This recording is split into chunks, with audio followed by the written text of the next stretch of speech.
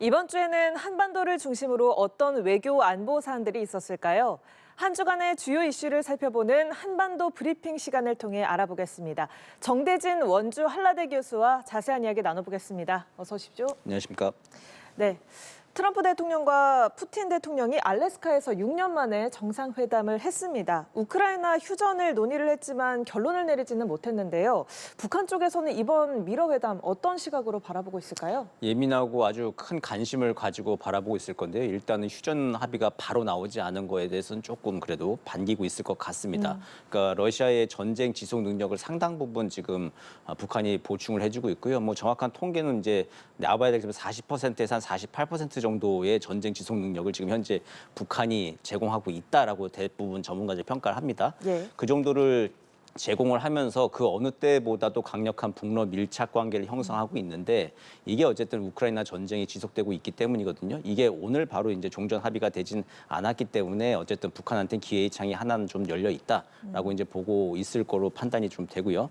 그러면서도 동시에 어쨌든 이게 미국과의 관계에서도 뭐 많은 사람들이 지금 뭐 러시아를 통해서 뭐 미국과의 뭐 관계 개선에 대해서 논의를 하지 않았겠냐 뭐 이런 거 얘기도 합니다만은 그거 네. 얘기하는 논의 자리가 아니기 때문에 거기에 대해서는 뭐 이제 어쨌든 북한도 큰 기대를 한다거나 실질적으로 움직였을까라고 하는 점은 좀 의문입니다. 그러니까 예민하고 관심을 가지고 받겠으나 그래도 어쨌든 북한 입장에서는 평양 입장에서는 그래도 아직은 좀 북러 관계 밀착 속에서 자신들에게 이제 기회의 창이 열려 있다, 향유할 수 있는 시간이 있다 판단하는 아마 회담 결과가 아니었을까 생각합니다. 네, 이번 회담은 노딜로 끝났습니다만 미국과 러시아 양측 모두 다음 만남 가능성을 좀 열어둔 상황이기 때문에 추가 논의가 있을 것으로 예상이 되고 있는데요. 만약에 다음번 미러 회담에서 종전 협의가 이루어진다면 북미 대화도 좀 자연스럽게 이루어지겠습니까? 예, 그렇죠. 이제 지금 회담은 휴전이든 종전이든 어쨌든 우크라이나 전을 어떤 식으로든 사실상 종료하자라고 하는 분명한 목표를 가지고 있는 회담이죠. 그래서 예. 지금 오늘 성과가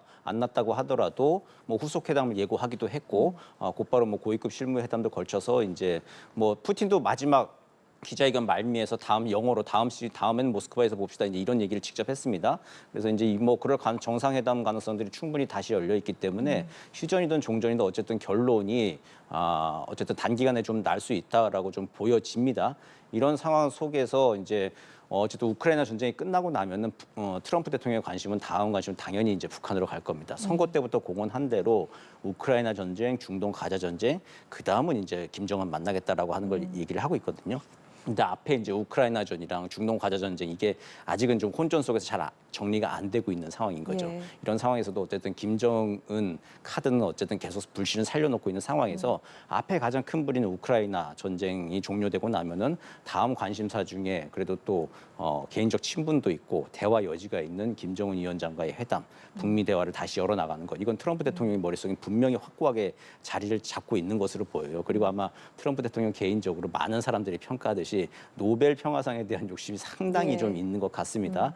알려지기로는 노르웨이하고의 그 관세 협상 가운데서도 관세하고는 상관이 없는 노벨 평화상 얘기도 나왔다라고 하는 게 노르웨이에서 현지 일간지 보도가 나오기도 했다고 합니다. 이런 것들 종합해 봤을 때 트럼프 대통령이 어쨌든 개인적인 관심, 욕구 이런 것 때문에라도 노벨 평화상 등을 목표로 한 업적을 위해서라도 이제 북미 대화에 공을 들일 것이다. 이렇게 좀 판단해 볼 수 있을 것 같습니다. 네, 북한이 이번 전쟁에서 러시아에 무기를 지원을 하기도 했고 또 10,000명이 넘는 병력을 또 파병하면서 참전을 했고요. 또 러시아와 상호 유사시에 군사적 지원을 담은 조약까지 체결을 했습니다.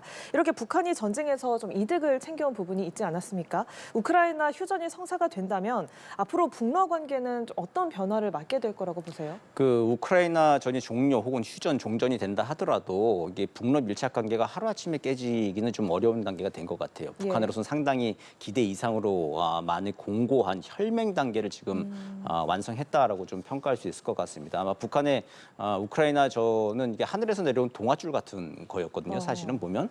그러니까 2017년부터 이어진 그 실질적인 제재의 장기화 상황 속에서 2019년도에 하노이 노딜로 끝나고 그리고 20년도부터 코로나 사태가 이제 엄습해 오면서 아무것도 할 수 없는 옴짝달싹 할 수 없는 이제 그런 굉장히 고립된 상황에 빠져들고 있었는데 이게 2022년 네, 시작된 우크라이나 전쟁이 러시아가 저렇게 고전하면서 3년 넘게 시간이 갈 줄은 누가 알았겠습니까? 그런 와중에 또 러시아가 북한한테 또 손을 내밀 줄 또 누가 이렇게 예상을 했습니까? 그러니까 북한으로서는 고립되는 와중에 러시아라고 하는 마치 이제 동아줄이 내려온 거나 마찬가지이기 때문에 그 동아줄을 또 한 2년 넘게 잘 활용을 했고 북한은 북한 나름대로 군사 과학기술 원조뿐만 아니라 경제적인 지원 등등도 이제 형성을 했고 그리고 또 든든한 우군으로서 이제 북러 혈맹 관계들을 완성을 한 거기 때문에 그리고 또 러시아로서 굉장히 또 많은 빚을 진 거죠. 그 어느 우방국도 파병을 해주지 않았는데 이제 그걸 북한이 지금 이제 그거를 다 해주고 있는 상황이기 때문에 이게 우크라이나 전쟁이 종료됐다고 해서 하루 아침에 지금 네. 돌아서기는 좀 어려운 상황으로 좀 많이 축적이 시간이 좀 된 것 같아요. 생각보다는 그래서 좀 단단하게 어쨌든. 북러 관계가 갑자기 좀 깨지거나 우리가 뭐 예상하는 대로 러시아가 이제 북한을 이게 방기라고 하죠. 이제 버려버린다라고 하는 식으로 될 가능성들은 지금 구조적으로 조금 이제 그 가능성이 점점 낮아지는 것 같고요. 그렇기 때문에 이제 북러 관계가 이제 밀착돼 있어서 우리로서는 좀 남북 대화에 대한 유인이 좀 없어지는 게 좀 아쉽고 네. 좀 어려운 점이 될 겁니다. 그렇기 때문에 역설적으로 우리는 또 러시아와의 관계를 또 잘 발전적으로 관리를 해야 되는 것이죠. 그러니까 러시아가 북한한테도 그럼 남북러 그 경제 관계들을 형성해가지고 새로운 프로젝트를 하기 위해서는 남한과 잘 지내시오라고 하는 걸 러시아가 또 이야기를 해줘야 또 남북 관계도 풀릴 수 있는 여지들이 새로운 국면들이 맞을 수 있는 것이거든요. 그렇기 때문에 앞으로 이제 우리가 북러 관계가 더 밀착되고 여기서 공고화돼서 이게 깨지지 않을 거다라고 하는 거에 대해서 우리가 지레짐작 포기하거나 그러지 않고 한러 관계는 더욱더 발전적으로 공세적으로 우리가 관리해 나가면서 러시아가 또 한반도의 평화 남북 관계 발전에 또 우리 입장에서 또 이야기를 할 수 있도록 그렇게 관리를 해 나가야 될 것 같습니다. 네, 한러 관계까지도 나아가서 이야기를 해주셨습니다. 북한 입장에서는 이 전쟁이 하늘에서 내려온 동아줄이다라는 표현을 좀 해주셨고 종전이 돼도 당장 혈맹 관계가 깨지진 않을 거다라는 전망을 좀 내놔주셨는데요. 자, 그럼에도 북한이 이 러시아 대신에 미국으로 시선을 돌릴 수도 있지 않겠느냐라는 관측들도 좀 나오고 있거든요. 또 최근에 북한이 미국을 향해서 낡은 사고방식에 집착하지 말라라고 했던 이 말이 조건부 대화 여지를 남긴 게 아니냐 이런 해석도 나오고 있어요. 어떻게 보세요? 예, 물론입니다. 그 북한이나 러시아나 전쟁이 종료되고 나면 또 각자의 길을 가는 거예요. 그 러시아 같은 경우는 아까 말씀드렸다시피 종국적으로 봤을 때 한국이 더 경제적인 면이나 지정학적인 면에서 훨씬 더 중요하고 도움이 되는 파트너이지 여러 역량을 가진 파트너이지 북한이 그렇게 역량을 가지고 장기적으로 같이 갈 수 있는 파트너는 아니잖아요. 그렇죠. 북한은 원조를 해줘야 되는 거고 한국은 상호 주고받을 게 있는 아주 굉장히 이제 호혜적인 파트너인데 그러면서 보면은 우크라이나 전이 끝나고 나면은 당연히 러시아도 한국과 협력에 대해서 다시 한번 생각할 거고 그거는 물밑으로 그동안 끊없이 이제 공식적 비공식적으로 메시지가 나왔던 바입니다.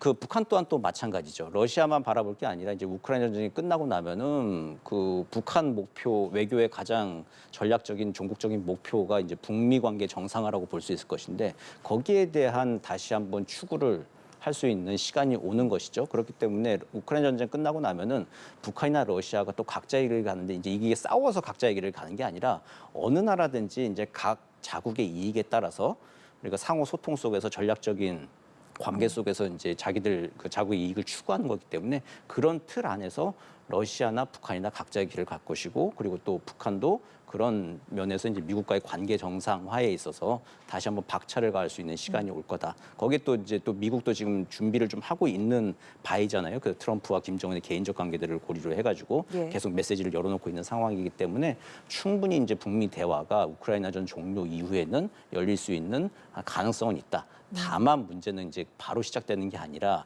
2019년도엔 새로운 계산법이라고 하는 얘기를 했어요. 미국이 이제 제재 완화하고 아주 대등한 입장에서 이제 강도 같은 비핵화 협상 같은 건 이제 안 한다라고 얘기를 한 건데 지금은 이제 새로운 사고라고 이제 낡은 사고에서 벗어 던지고 뭐 제재 완화 같은 건 기본이고 자신들을 이제 그 대등한 핵국가로 인정을 해서 대등한 이제 핵군축 협상을 하자라고 하는 진입 장벽이 조금 높긴 합니다.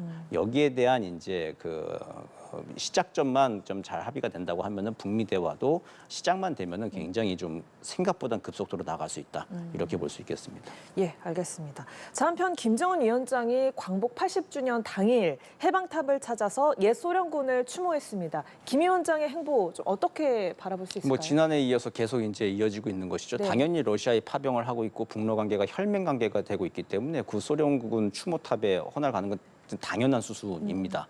그리고 또 8.15를 맞아가지고 이제 자신들 나름대로 최고의 예를 표하면서 러시아와의 관계에 대해서 굉장히 자기는 일관된 입장을 가지고 있다라고 하는 상징적으로 보여주고 있는 것이고요. 그리고 또 러시아의 하원 의장도 지금 현재 평양에 와 있죠. 평양에서 또 같이 이제 공영 관람도 하고 아주 우호적인 관계를 형성하고 있기 때문에 정치적, 군사적, 경제적, 사회적, 기술적 모든 면에서 러시아의 공고한 관계가 형성돼 있고 이게 가장 이제 든든한 뒷배가 있다라고 하는 걸 전 세계에 지금 과시를 하고 있는 것이죠. 이걸 통해서 이제 앞으로 이제 혹시 있을지 모르는 미국과의 대화 그리고 지금 이제 좀 신경을 끄고 있습니다만 한국과 혹시 남한과 대화가 재개될 때에도 이제 결코 6년 전, 7년 전에 이제 북한과는 또 다르다라고 하는 면을 또 알려줄 수 있는 8.15를 좀 보낸 것 같습니다.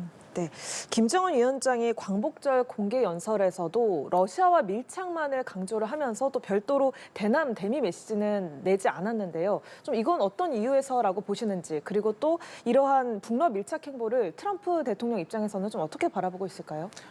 그 대남 대미 메시지가 안 나오는 건 지금 당연한 수순일 것 같아요. 지금 북러 관계가 가장 중요하고 아주 우호적으로 잘 되고 있기 때문에 네.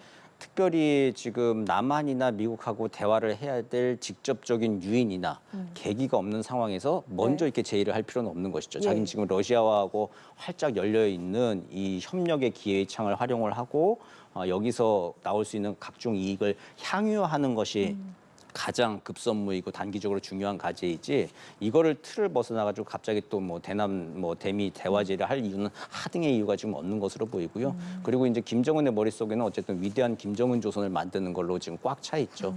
남한이나 미국과 뭘 해가지고 새롭게 뭐 이렇게 그 돌파구를 마련해 나간다라고 하는 생각은 지금 안 하고 있는 것이 최근 몇 년 사이 김정은의 연설에서 늘 강조되고 있는 바이기도 합니다. 그렇기 때문에 이번 8.15 무슨 광복절에 이제 첫 연설이 무슨 새로운 뭐 메시지를 담고 있다기보다도 김정은의 이제 기본적인 기조와 입장을 다시 한번 재확인했다라고 이제 봐야 될 것 같습니다. 예, 그러니까 북한 입장에서는 러시아와의 관계가 가장 중요하다라는 그런 속내가 있다라는 네. 걸 좀 읽어볼 수가 있겠네요.